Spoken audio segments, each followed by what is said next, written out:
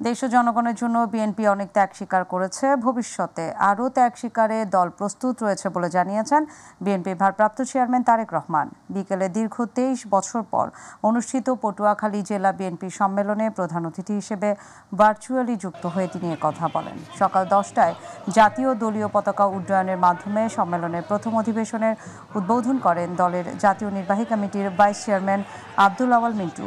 উদ্বোধন ও মনোজ্ঞ সাংস্কৃতিক অনুষ্ঠান শেষে বিএনপির আহ্বায়ক আব্দুর রশিদ চুন্নু মিয়ার সভাপতিত্বে এবং সদস্য সচিব স্নেহাশনু সরকার কুট্টির সঞ্চালনায় বক্তব্য রাখেন দলটির vice chairman air vice marshal Altaf Hossain Chowdhury, প্রশিক্ষণ বিষয়ক সম্পাদক ABM মোশাররফ হোসেন সহ কেন্দ্রীয়, জেলা ও বিভিন্ন ইউনিট নেতৃবৃন্দ।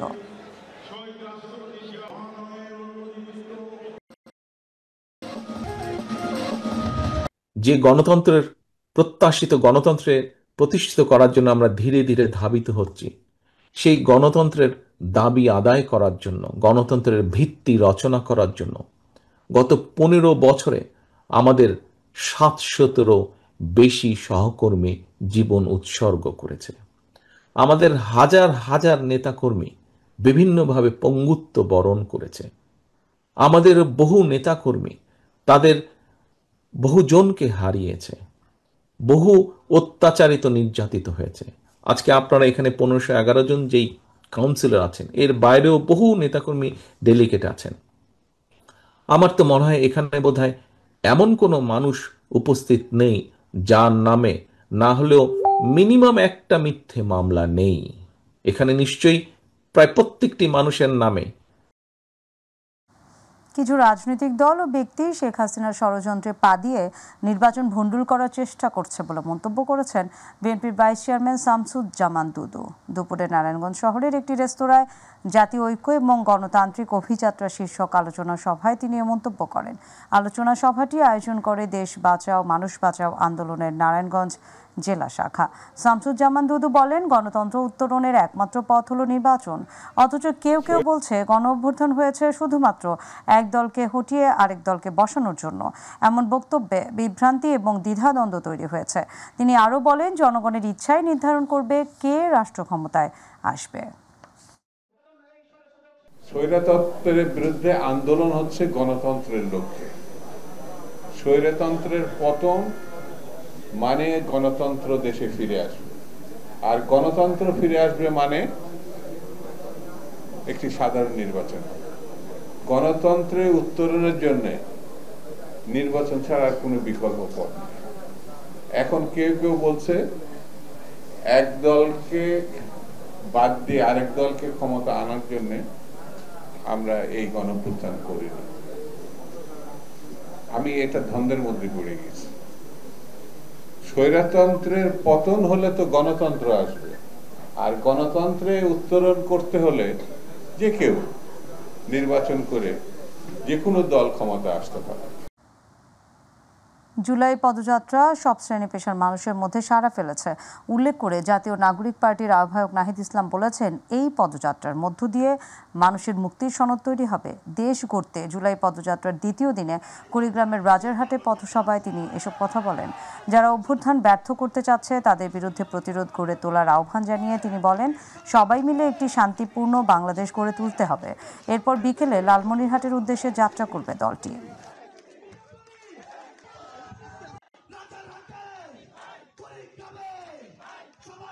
আপনারা 24 আমাদের উপর আস্থা রেখেছেন, আপনারা আরেকবার আমাদের উপর আস্থা রাখেন। আমরা দায়িত্ব নিতে চাই। আপনারা যারা মুরব্বীরা আছেন আমাদের অভিভাবকত্ব গ্রহণ করুন, আমাদের পাশে এসে দাঁড়ান। যারা ছাত্রছাত্রী ভাই বোনেরা আছেন তারা আমাদের সাথে এসে দাঁড়ান। ইনশাআল্লাহ জাতীয় নাগরিক পার্টি আগামীর বাংলাদেশ, আগামীর ভবিষ্যৎ গড়ে তুলবে। সাভারে অভিযান পরিচালনা করে নকশা বহির্ভূত এবং অনুমোদনহীন 4টি বাড়ির অবৈধ অংশ ভেঙে দিয়েছে রাজধানী উন্নয়ন কর্তৃপক্ষ রাজুক।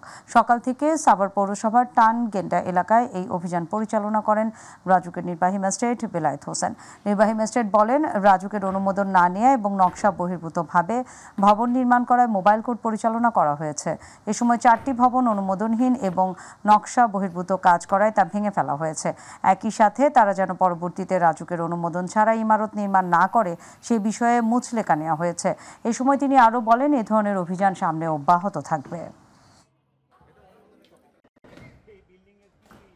ভবন রয়েছে, এই ভবনগুলোতে আমরা নিয়মিত অভিযান পরিচালনা করি। পৌরসভার যে নকশাটি নিয়েছেন সেটিও তারা এখানে মেনটেন করছেন না, যে কারণে নকশা বহির্ভূত যে বর্ধিত অংশগুলো রয়েছে সেগুলো আমরা ভেঙে দিচ্ছি এবং সেই সাথে তাদের বৈদ্যুতিক সংযোগটি বিচ্ছিন্ন করা হচ্ছে, যাতে তারা নির্মাণ কাজটি চালিয়ে যেতে না পারেন। যথাযথ কর্তৃপক্ষের নিকট থেকে অনুমতি নিয়ে তারা যখন আবার নির্মাণ কাজ করবেন তখন তারা আবার বৈদ্যুতিক সংযোগটি ফেরত পাবেন। চট্টগ্রাম মহানগরীর হালিশহর বি ব্লক এলাকায় অবস্থিত একটি বহুতল ভবনে অবৈধ ভিওআইপি ব্যবসার বিরুদ্ধে অভিযান চালিয়েছে র্যাব ৭। মঙ্গলবার রাতেই অভিযান র্যাব সদস্যদের সঙ্গে ছিলেন বাংলাদেশ টেলিযোগাযোগ নিয়ন্ত্রণ কমিশন বিটিআরসি এবং ন্যাশনাল টেলিকম মনিটরিং সেন্টারের কর্মকর্তারা। গোপন সংবাদের ভিত্তিতে পরিচালিত এই যৌথ অভিযানে জব্দ করা হয়েছে হাজার হাজার মোবাইল ফোনে ব্যবহৃত সিম কার্ড, অত্যাধুনিক ভিওআইপি সরঞ্জাম এবং ইলেকট্রনিক ডিভাইস সহ আসামি মিজান খানকেও আটক করা হয়।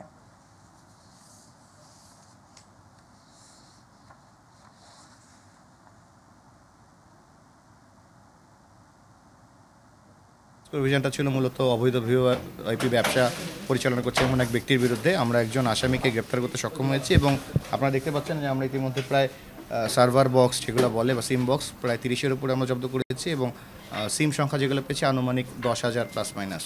এটা একটা বিশাল চক্রের অন্যতম একজন মূল হোতাকে আজকে আমরা গ্রেফতার করতে সক্ষম হয়েছি। এই বিপুল পরিমাণ সিম দিয়ে সে অবৈধ কার্যক্রম পরিচালনা করছে। তবে এই কাজ সে 3 বছর ধরে করছে। যে আসামি সে তার নিজের মুখের বলা, 1 মিনিটে 1 টাকার মধ্যে সে 75 পয়সা দেয় আর বাকি 25 পয়সা করে সে ইনকাম করছে। এখানে যদি আমি সিমের সংখ্যার উপর সেটা নির্ভর করে, প্রতি মিনিটে যদি সে 25 পয়সা করে পায় সেটা ডেইলি হিসাবে কয়েক লাখ টাকা আসে। মান্থলি হিসাব করলে সেটা তার মাল্টিপ্লাই করলে যা আসে এটা বিরাট পরিমাণ একটা অ্যামাউন্ট। সুপ্রিম কোর্টের আইনজীবী সাইফুল ইসলাম আলিফকে কুপিয়ে এবং পিটিয়ে হত্যা মামলায় অভিযোগপত্র জমা দিয়েছে পুলিশ। এতে চিন্ময় কৃষ্ণ দাস সহ 38 জনকে আসামি করা হয়েছে। মঙ্গলবার চট্টগ্রাম আদালতে এটি জমা দেন মামলা তদন্তকারী কর্মকর্তা চট্টগ্রাম মেট্রোপলিটন পুলিশের কোতোয়ালি জোনের সহকারী পুলিশ কমিশনার মাহফুজুর রহমান।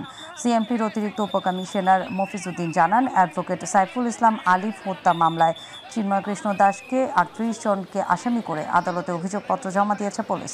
গত 5 মে আদালত চিন্ময়কে আইনজীবী আলিফ হত্যা মামলায় গ্রেফতার দেখান পুলিশের আবেদনের পরিপ্রেক্ষিতে। ব্রাহ্মণবাড়িয়া 7.5 টাকা দামের ইনজেকশন 350 টাকা চাওয়ায় এক ফার্মেসিকে 40,000 টাকা জরিমানা করেছে ভোক্তা অধিকার সংরক্ষণ অধিদপ্তর। দুপুরে জেলা শহরের কুমারশীল মোড় এলাকায় জান্নাত ফার্মেসিকে এই জরিমানা করা হয়। অভিযানে নেতৃত্ব দেন ভোক্তা অধিকার সংরক্ষণ অধিদপ্তরের ব্রাহ্মণবাড়িয়া কার্যালয়ের সহকারী পরিচালক ইফতেখারুল আলম রিজভী। তিনি জানান, 2 দিন আগে একজন ভোক্তা জান্নাত ফার্মেসিতে ইনজেকশন কিনতে গেলে 7.5 টাকার ইনজেকশন দোকানে 350 টাকা দাম চান।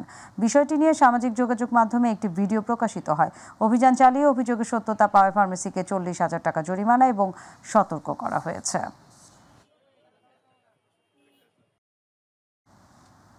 চট্টগ্রামে নতুন করে আরও 5 জনের শরীরে করোনা ভাইরাস শনাক্ত হয়েছে। এই নিয়ে মোট আক্রান্তের সংখ্যা দাঁড়ালো 165 জনে।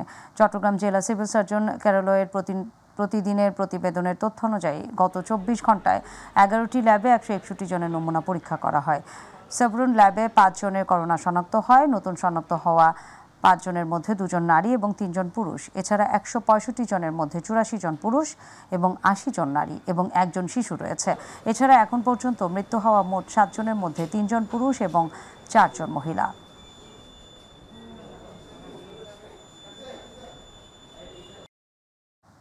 বর্জ্য ব্যবস্থাপনা না থাকায় ময়লা আবর্জনা শহরে পরিণত হয়েছে মৌলভীবাজার জেলার জুড়ি উপজেলা।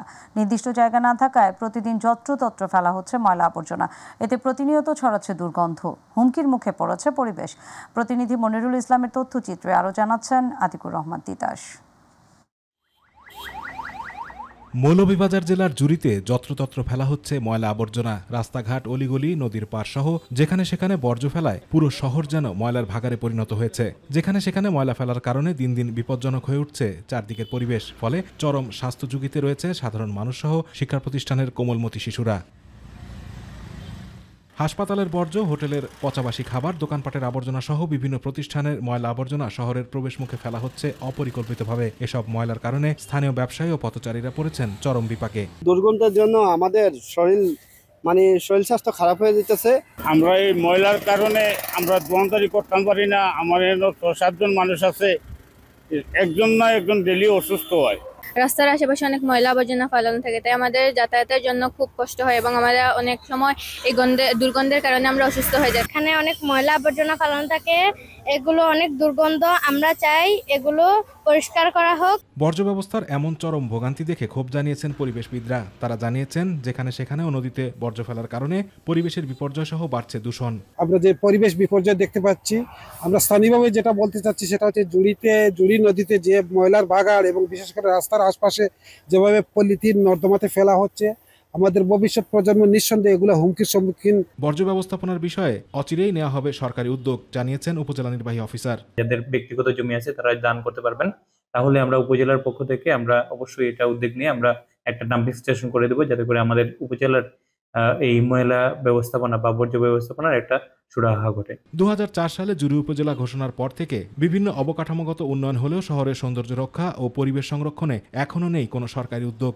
সাধারণ মানুষের প্রত্যাশা, অচিরেই যেন শহরের বাইরে ময়লা আবর্জনা ফেলার একটি নির্দিষ্ট জায়গা তৈরি করে উপজেলা প্রশাসন। আতিকুর রহমান তিতাস, মাই টিভি। দর্শক, এবার আমাদের কৃষি।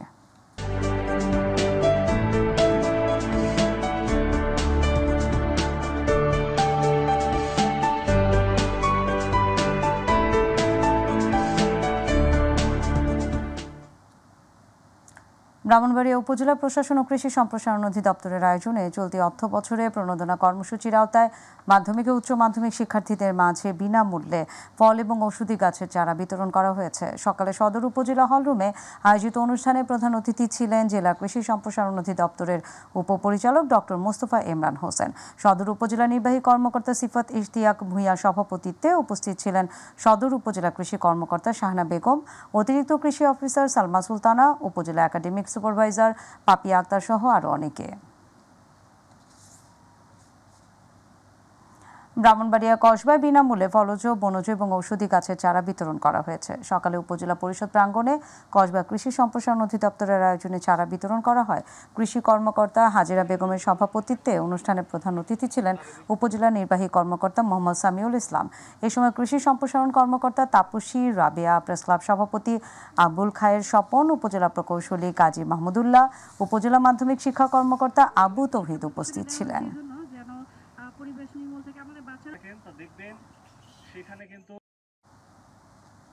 বরগুনা কৃষি উন্নয়নের নতুন দিগন্ত খুলেছে হর্টিকালচার সেন্টারের তত্ত্বাবধানে। 2025 অর্থ বছরে 8 লাখ টাকার রাজস্ব আয় করেছে হর্টিকালচার অ্যান্ড নার্সারি। 38,000 উন্নত মানের চারা বিক্রি এবং বিনামূল্যে বিতরণ করা হয়েছে প্রান্তিক কৃষকদের মাঝে। বিনামূল্যে চারা পেয়ে কৃতজ্ঞতা প্রকাশ করেছেন কৃষকরা। হর্টিকালচার সেন্টারের তত্ত্বাবধায়ক চিত্তরঞ্জন শিকারী জানান, তারা আম, নিম, জাম, তাল সহ বিভিন্ন ফলজ চারা উৎপাদন করে কৃষি বিভাগে সরবরাহ করছে। এর মাধ্যমে কৃষকদের উন্নয়নে ভূমিকা রাখছে।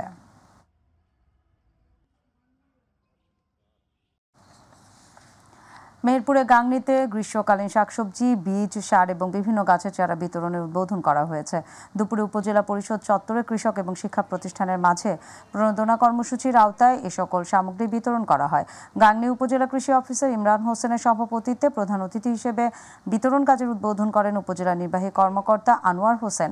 অনুষ্ঠানে উপস্থিত ছিলেন গাংনী প্রেস ক্লাবের সভাপতি তৌহিদ উদ্দৌলা রেজা সহ বিভিন্ন দপ্তরের কর্মকর্তা, শিক্ষা প্রতিষ্ঠানের প্রধান শিক্ষক এবং কৃষকগণ।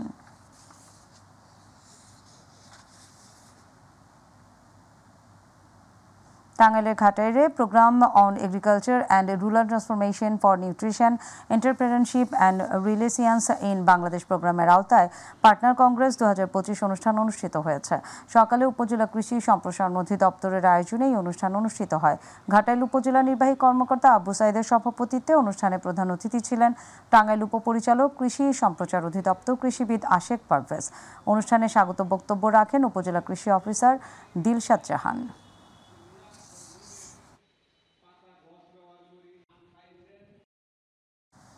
শেরপুরে ঝিনাইগাতি কৃষি অফিস কর্তৃক ধ্বংস করা হলো 45,000 ইউক্যালিপটাস এবং আকাশমণি চারা। দুপুরে উপজেলা কৃষি অফিস চত্বরে আনুষ্ঠানিকভাবে এই কার্যক্রম সম্পন্ন করা হয়। এ সময় উপজেলা কৃষি কর্মকর্তা ফরহাদ হোসেন, উপজেলা নার্সারি মালিক সমিতির সভাপতি খায়রুল ইসলাম খান, সহ সভাপতি ফজলুল হক সহ বিভিন্ন নার্সারি মালিকগণ সহ অন্যান্যরা উপস্থিত ছিলেন। উপজেলা কৃষি অফিস সূত্রে জানা যায়, পরিবেশের জন্য হুমকি এবং রাক্ষসী গাছ হিসেবে খ্যাত ইউক্যালিপটাস এবং আকাশমণি চারা রোপণে সরকারিভাবে বিধিনিষেধ আরোপ করে। এরই ধারাবাহিকতায় উপজেলা কৃষি অফিস এই উপজেলার 29টি নার্সারি থেকে প্রাপ্ত 1,27,000 চারা নিধনের পত্র প্রেরণ করেন সংশ্লিষ্ট দপ্তরে।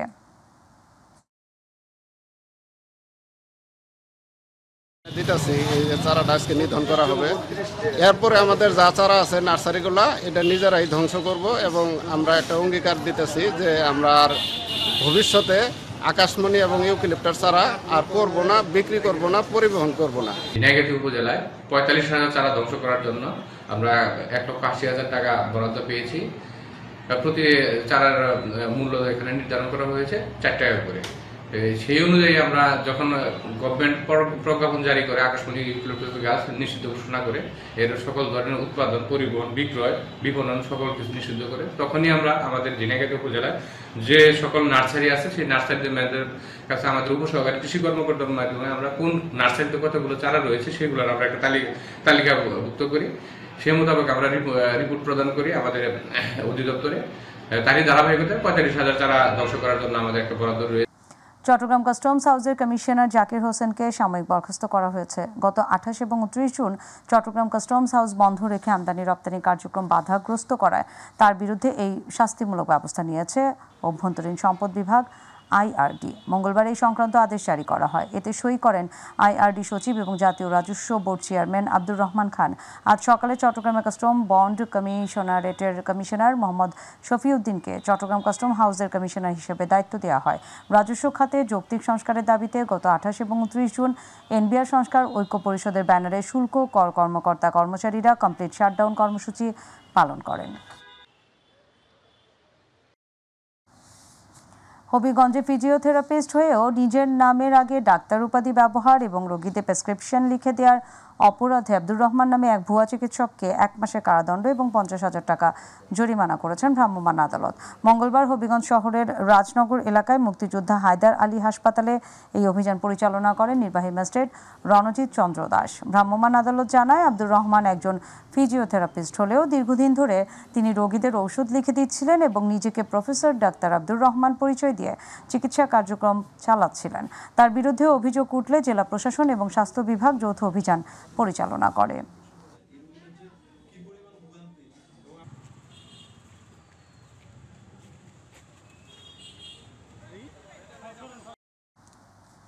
গাইবান্ধার গোবিন্দগঞ্জে বীজ এবং সাড়ে 4টি দোকানে অভিযান চালিয়ে বিপুল পরিমাণ সরকারি ধান বীজ এবং সার উদ্ধার করেছে সেনাবাহিনী। বুধবার গভীর রাত থেকে সকাল পর্যন্ত গোবিন্দগঞ্জ উপজেলা সদরের বাজারে অভিযান চালিয়ে এসব সরকারি সার এবং ধান বীজ উদ্ধার করা হয়। গাইবান্ধা অস্থায়ী সেনাবাহিনী ক্যাম্প সূত্রে জানা যায়, গোপন সংবাদের ভিত্তিতে রাতভর 4টি দোকানে অভিযান চালায় সেনাবাহিনী।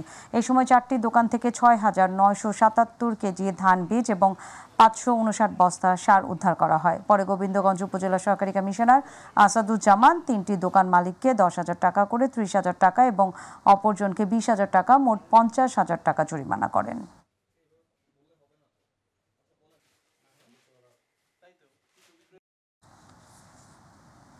ঢাকার কেরানীগঞ্জে তারানগর ইউনিয়নের কাঁঠালতলী গ্রামে একটি বাড়িতে সংঘবদ্ধ ডাকাতির ঘটনা ঘটেছে। বুধবার রাত 3টা থেকে 4টার মধ্যে 6 থেকে 8 জনের একটি ডাকাত দল ছাদ দিয়ে বাড়ির ভেতরে প্রবেশ করে। বাড়ির মালিক জানায়, তারা অস্ত্রের মুখে পরিবারের সদস্যদের হাত, পা এবং চোখ মুখ বেঁধে ফেলে। পরে ঘরের চাবি নিয়ে স্বর্ণালংকার, টাকা এবং ক্যামেরা লুট করে নেয়। খবর পেয়ে সকালে ঘটনাস্থল পরিদর্শন করেন কেরানীগঞ্জ সার্কেলের অতিরিক্ত police super Jahangir Alam, Keraniganj model থানার ওসি মনিরুল হক ডাব্লিউ এবং সিআইডি সহ গোয়েন্দা সংস্থার সদস্যরা।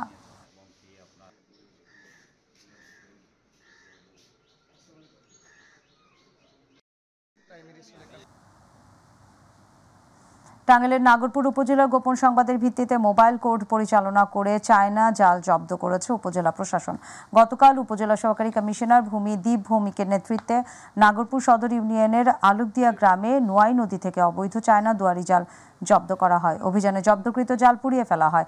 এ সময় উপজেলা মৎস্য কর্মকর্তা মোহাম্মদ মাসুম বেল্লা, সেনাবাহিনী সহ আইনশৃঙ্খলা বাহিনীর সদস্যরা উপস্থিত ছিলেন। ফরিদপুরের ভাঙ্গা থানা পুলিশের সাথে ঢাকা রেঞ্জের ডিআইজি রেজাউল করিম মল্লিকের আইনশৃঙ্খলা বিষয়ক এক মতবিনিময় সভা হয়েছে।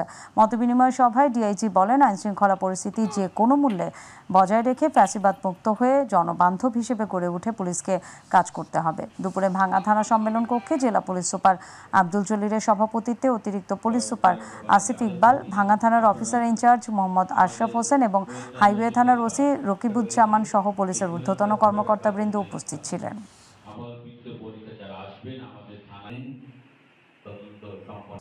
গাজীপুরে কাপাসিয়া জুলাই আগস্ট গণ অভ্যুত্থানে শহীদ, আহত এবং পঙ্গুত্ব বরণকারীদের স্মরণে আলোচনা সভা এবং দোয়া মাহফিল অনুষ্ঠিত হয়েছে।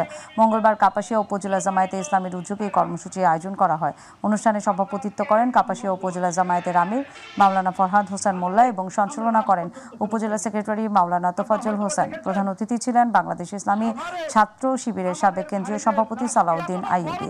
বিশেষ অতিথি ছিলেন বাংলাদেশ জামায়াতে ইসলামী গাজীপুর জেলা নায়েবে আমির মাওলানা শেফাউল হক।